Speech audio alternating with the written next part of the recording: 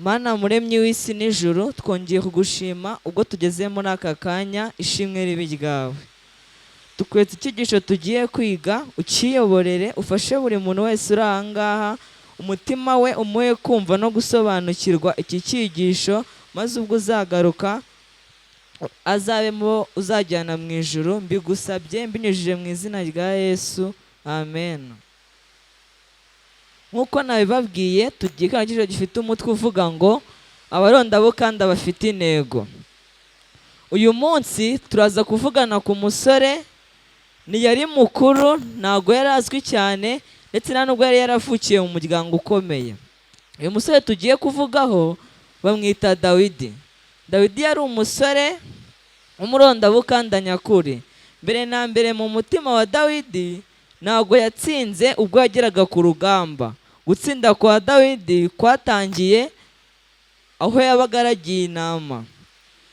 Dawidi yari umusore kandi yubahaga Imana. Igihe Imana yabwiraga Samweli ngo ajye guhitamo undi mwami kuko Sawuli yari yakosheje, Imana yabwiye Samweli kujya kwa Yesaya. Yesaya ndetse na Samweli n'abantu bari bari aha ngaho ntabwo batekerezaga ko Dawidi ari we wari bube umwami, bumvaga ari umwe muri bakuru be.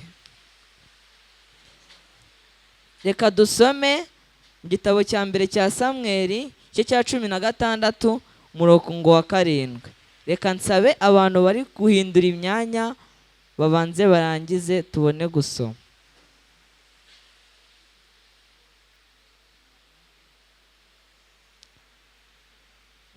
Igitabo cya mbere cya Samweli igice cya 16 umurongo wa 7 haravuga ngo, ariko Uwiteka abwira Samweli ati, nturebe mu maso he cyangwa ikirere cye ko ari kirekire namugaye, kuko Uwiteka atareba nk'uko abantu bareba. Abantu bareba ubwiza bugaragara, ariko Uwiteka we areba mu mutima. Igihe abantu bose batekerezaga ko Dawidi waragiraga inama adashobora kuba umwami, ariko Uwiteka yarebye umutima w'uwo murondabukanda ukomeye, abona ko ari we ushobora kuba umwami. Nk'abarondabukanda b'Abadivantisite bafite intego, intego yacu itangira mu kweza imitima yacu imbere y'Imana no guhindura ubuzima bwacu bugahinduka ishusho ya Kristo. Nubwo uyu munsi ushobora kuba ufite umwanya w'ingenzi, ushobora kuba udafite umwanya w'ingenzi mu bantu, ariko Imana ifite ibyo iri kugutegurira. Usabwa kubana n'Imana ukeza umutima wawe.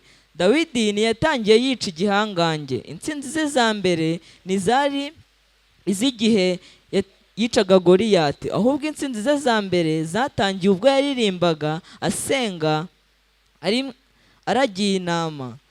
Dawidi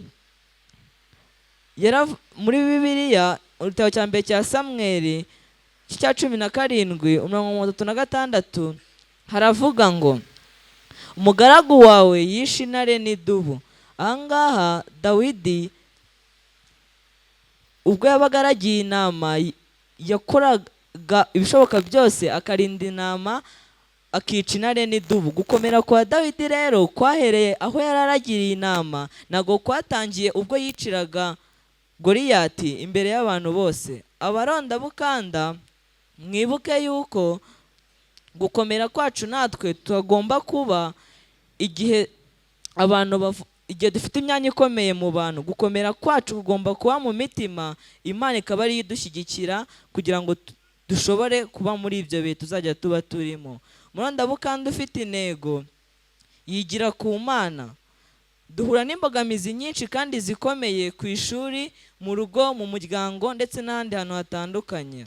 Niyo mpamvu tugomba kuba maso. Mu bihe bikomeye mwibuke indahiro n'amategeko bigenga abarondabukanda.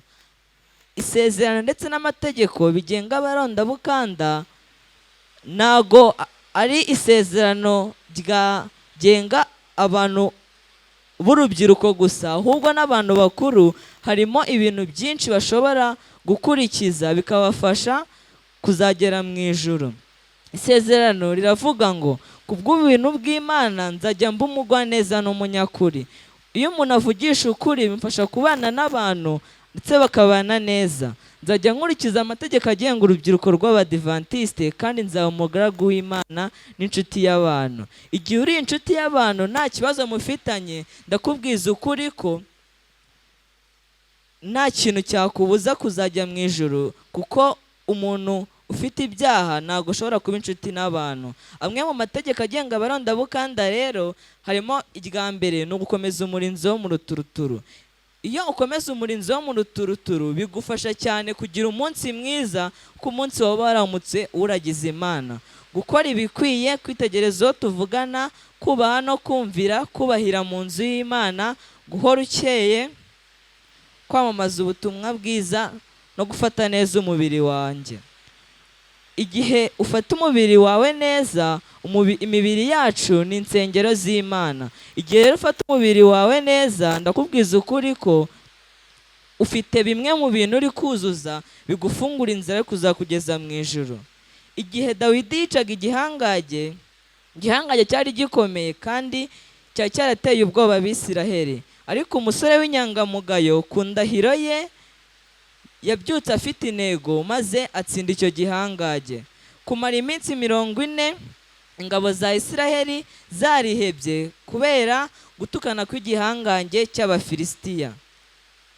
Reka dusome mu gitabo cya mbere cya Samweli igice cya 17 umurongo wa 45.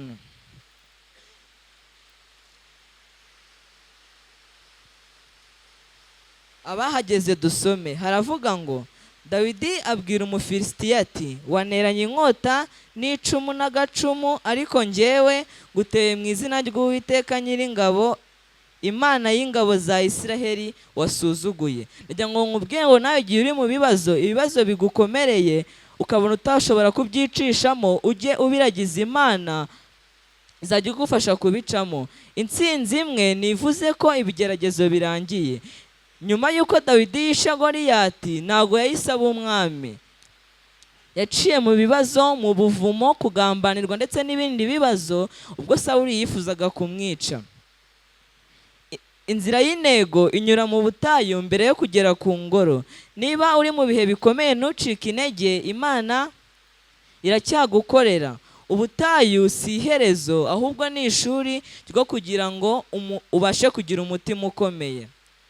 Nubwo Dawidi yagize amahirwe yo kwica Sawuli umwanzi we, yaravuze ati, sindi burambure ukuboko kwanjye kuri databuja, kuko ari we Uwiteka yimikishije amavuta. Dawidi yari afite imbaraga, ariko yari afite n'icyubahiro cy'Imana, kuko Imana yari yarimitse uwo mwami Sawuli. Rero ntago Dawidi yashoboraga kwica umuntu Imana yimikishije amavuta. Umurondabukanda wese uri hano ndetse na buri muntu wese uri hano, ndagira ngo nkubwire ngo tugomba kubaha abayobozi. Abarondabukanda bakubaha abayobozi b'urugaga ndetse n'ababyeyi babo. Amaherezo ya Dawidi rero, Dawidi yabaye umwami, ariko ikiruta ibyo ni uko urubyaro rwa Dawidi ariho havutsemo umukiza. Mbega ukuntu binejeje mu buzima bw'uyu murondabukanda ukomeye kandi w'indahemuka. Niho umukiza wacu Kristo yavukiye. Niwe wenyine rugero rwacu rutwereka uko urubyiruko rutsinda rugomba kuba rumeze. Rugomba kuba rumeze nk'urushinge rugaragaza amerekezo, kuko rwo ruhora rureba mu majyaruguru. Wowe nanjye turi igice cy'abarondabukanda b'igihe cya nyuma y'iyi si. Tugomba kubaho dukomeye kuko ibitugerageza ari byinshi. Wenda uyu munsi uri mu mucyo wawe nawe, ku ishuri, mu rugo, mu rugaga cyangwa mu muryango. Wenda nawe ubona ibyo ukora bikugoye, ariko nawe ugomba kubaha Imana ukayikomeza, kuko Imana niyo ishobora kugucisha muri ibyo bibazo byose. Uyu munsi Imana irakubaza, ese ushaka kuba umurondabukanda ufite intego? Ushaka kuba umurondabukanda ufite intego nka Dawidi? Bwira Uwiteka uti, ndi hano koresha ubuzima bwanjye, ndifuza kuzuza inshingano zawe. Mbere y'uko dusoza, reka dusome isomo riboneka muri Zaburi y'138 umurongo wa 8.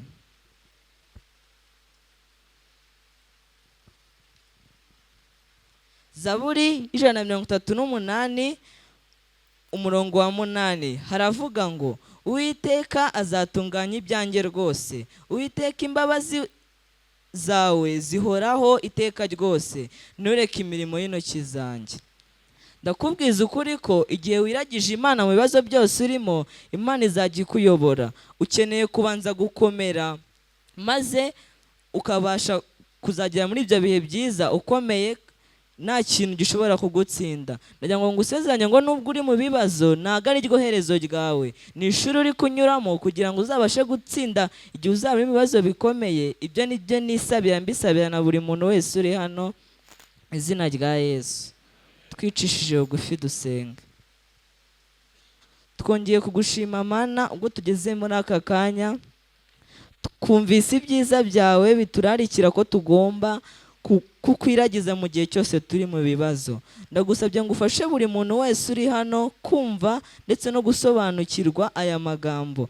Ndagira ngo mbwire ngo ubwo tuzajya tuba turi mu bibazo, ahari tukibagirwa iki cyigisho, ujye udufasha kucyibuka maze tubashe kukwiragiza. Nsabiye buri muntu wese uri hano imbaraga zo kumufasha kunyura mu bigeragezo byose arimo, maze akabisohokamo anesheje. Satani ni umurwanyi ariko ntabwo ari umuneshi. Ndagusabye ngo ufashe buri muntu wese uri hano abashe kunesha Satani, maze ubwo twese tuzaba tugeze mu gihe cyo gucirwa urubanza, twese tuzisange turi abera bo kujya mu ijuru. Bisabye nciye bugufi mu izina rya Yesu, amen.